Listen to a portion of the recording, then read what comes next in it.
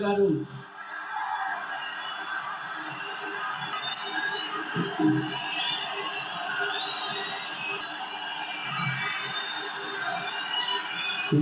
పవన్ కళ్యాణ్ అనే నేను శాసనం ద్వారా నిర్మితమైన భారత రాజ్యాంగం పట్ల నిజమైన విశ్వాసం విధేయత చూపుతానని, భారతదేశ సార్వభౌమాధికారాన్ని సమగ్రతని కాపాడుతానని ఆంధ్రప్రదేశ్ రాష్ట్ర మంత్రిగా నా కర్తవ్యాలను శ్రద్ధతో అంతఃకరణ శుద్ధితో నిర్వహిస్తానని, భయం గాని పక్షపాతం గాని రాగద్వేషాలు గాని లేకుండా